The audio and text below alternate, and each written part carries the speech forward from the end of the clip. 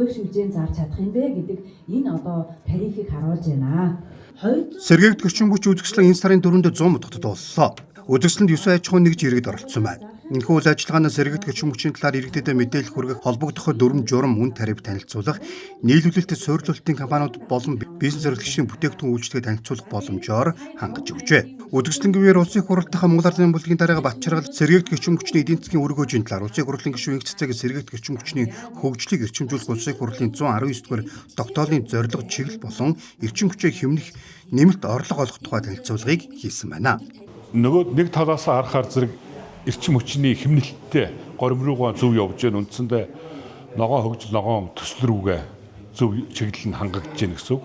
Нөгөө талдаа хэрэглэгчд маань ямарваа нэгэн төвөгшөлгүйгээр амьдрах ямарваа нэгэн тийм саатлууд үүсэд байхгүйгээр явах ийм бололцоо боломжууд байна. Тэр битгий хэл аймгийн төвийн дулааны станцууд дээр ийм шин шийдлүүдийг хийх талаар тодорхой ажлууд эхлүүлчихсэн.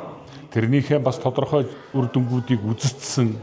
Энэ үнийг нийт аймагуд руу яаж хөрөх гэж үндсэндээ эрсдлээ урьдчилж харж аюулгүй байдлаа хангаж байгаа том зүйл шүү дээ.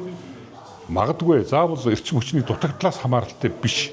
Байгалийн гамшиг гэдэг юм уу янз бүрийн юмнаас болоод эрчим хүчний тасалдал үүсгэхэд аймгийн төв гэдэг юм уу сумын төв хөлдөхгүй л байх ёстой шүү дээ. Яг одоо ийм сэргээгт ашиглаад эрчим хүчээ одоо хангаад хэмнэлт гаргаад орлого олох энэ дээр бол мэдээж хамгийн нэгдүгээр асуудал бол одоо ногоон зээлийн асуудал байж байгаа.